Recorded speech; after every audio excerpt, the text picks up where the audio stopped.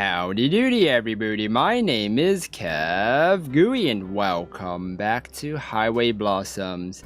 If you guys missed the last episode, you guys can click on the eye on the top of the video to watch the previous episode to get caught up. So right now, Amber is suggesting that, Marina can always sleep in that comfy bed with her. Ooh.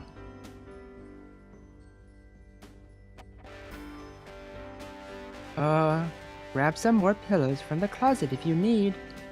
Oh. Really? I was totally sure she was gonna say what I thought she was gonna say. There are more? Are there? Oh yeah. Gramps liked to have a zillion pillows when he slept. Aww. Oh. She sounds let down. Oops, maybe I shouldn't have made that connection there. Don't worry, they weren't like his special pillows or anything. You can use them. Special pillows? What special pillows? Alright. Damn, she really starts to worry when I mention him. Guess there's good reason for that. Aw. But right now, though the thought is a familiar jab of sadness, I'm not about to break down. I'm doing okay for now. We're quiet the rest of the way down the trail though, without having to stick to the slow pace of a guided tour. It's actually a quick walk. Oh, nice. There aren't any other hikers out, which surprises me. It's dark, but not that late. Well, I mean, they did say that it's, there's no self-guided tours. As we reach the parking lot, it seems like we had perfect timing, or maybe perfectly awful. Mariah! I have a feeling it's Mariah. Filling out of a trailhead on the other side is the tour group that we were briefly part of. I recognize the tour guide, as well as... Oh, there you girls are. Linda. Oh, oh. Lovely. She's back, everybody. She came from my blind spot before we had time to hide. I don't even try to force a smile as I turn to face her. He strolls up to us, Dino's still asleep. Howard's nowhere to be seen though. Maybe he's in their car. I was hoping to see y'all before y'all left. Yeah, we were pretty tired so we came back early. Oh, I bet you are. She winks at me like she's in on the joke. Problem is, I don't know what the joke's supposed to be.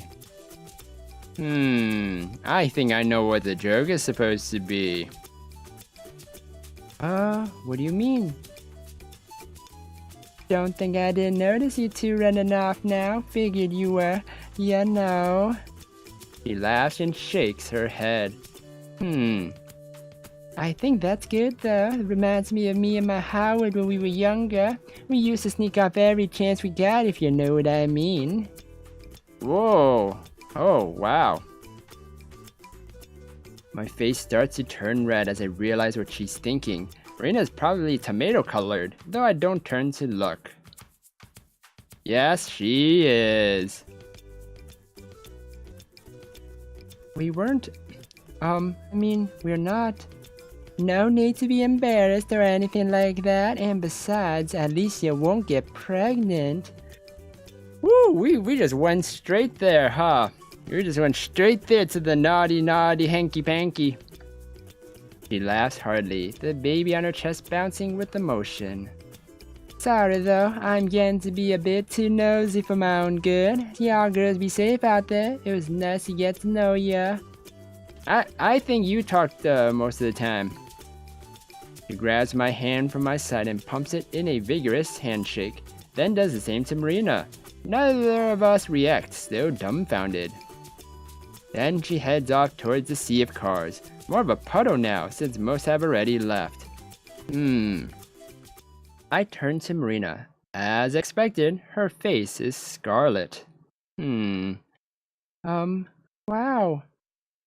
Right? That poor baby. And that poor husband. I didn't think people like that were real. Like, that they only existed in books and movies and stuff. You gotta live the life. They say the desert does weird things to your head. You mean the heat stroke? Or maybe Wisconsin does. I don't know.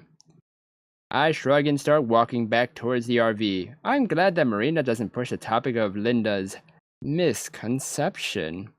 I unlock the door and let Marina in first. We're one of the last ones here.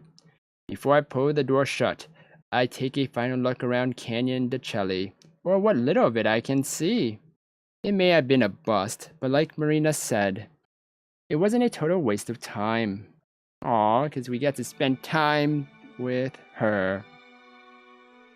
Highway blossoms. Oh, okay. So, another instantaneous change of scene. Oh, okay. I was trying to make sure that, okay, so we are still parked. Inside the RV once again, I crash down into the driver's seat and kick my feet up on the dash. It's a relief to sit on something soft. The chair?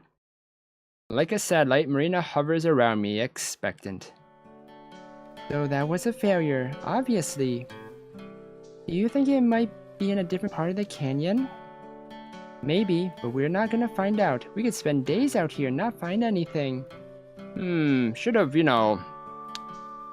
well, yeah, we couldn't have brought the metal detector, huh? Most likely someone else found it before us, maybe even before this whole treasure hunt thing started. Maybe, if there were people scouring that place for decades, probably. He stares at the ground, then perks back up. That's okay though, all we can do is move on. Reaching into the glove compartment, she brings out the journal and hands it to me. So where next? Come on, show me why the human travel guide is the best. I look at her for a moment, then with a smile gently take it from her. Aww. Sure thing. Okay, then they're looking into each other's eyes. But that's the first and only time you're ever gonna call me that, okay? Hey. I flipped through the journal and skimmed the pages. I skipped one of the entries last time because it looked like a jumbled puzzle. But if we're going to find the rest of the treasure, then we need to tackle this head on. Maybe that would have been an important clue. Bracing myself for the confusion, I find the entry and groan. I write to you today not from my dear Lamasi's winged landmark, but from my destination on an unforeseen detour. During my journey eastbound, I encountered a split within the dusted road. I've encountered many of these on my travels, but this one triggered a thought that maybe, perhaps, I have been too obvious with my hiding. Let us assume a jealous peer wanted to track me. Paranoia or not, if they so desired, they easily could. My steed's prints are set within the sand, and I have not disguised my livelihood. In fact, one may call these a trail. If one were to follow this trail, they may even happen upon my bounty.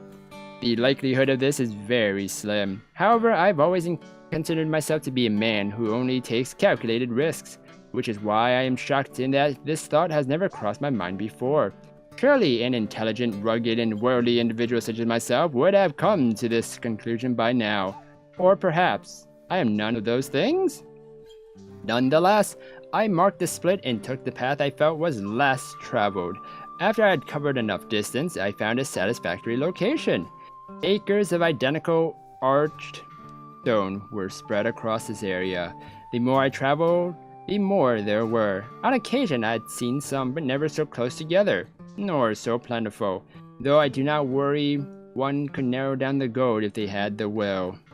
Alas, the remnants of my illness reappeared, forcing me to find a resting site. Eventually I settled between two stones unlike the arched stone. I often feared they would fall or collapse on me, but their balance seemed steady, and they provided shade and scenery. So once again, I am rested and determined. While this detour took precious time away from me, I very much feel it was worth the security it provides, even if it was unnecessary. Yes, this morning I looked in my pouch. It would appear as if I have enough gold for one last burial. Lamasi's landmark seems more than proper for this. Oh no! Oh no? Does that mean you don't know where it's at? The opposite. I know exactly where it's at. You do? Then what's the problem? I lean back in the chair and look at the ceiling. It's in Arches National Park. Oh. Oh, then let's go. I ignore and keep looking at the ceiling. Arches has over 2,000 natural stone arches. The miner said he hid it between 2 stones. Well, 2 stones that aren't arches, right? He blinks. I sigh. An arch is a rock formation that curves in the air. Think of it like an upside-down U. Finally, she gets the message. Her face morphs into a blank canvas and she stares out the windshield. Oh no. Yeah. We want to find this thing, but then we need to look between every single arc in Arches.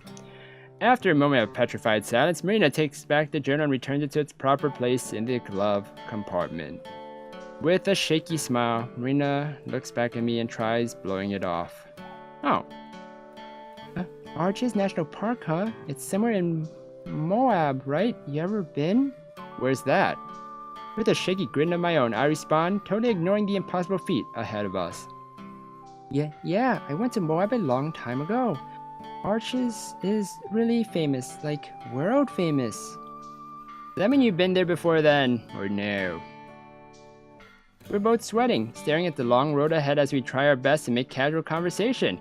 It's like a game of chicken. Who's going to break first? So, we will find out who's going to break first in the next episode of Highway Blossoms. Well, it seems like we know where the location is, and Linda made that lovely connection-ish.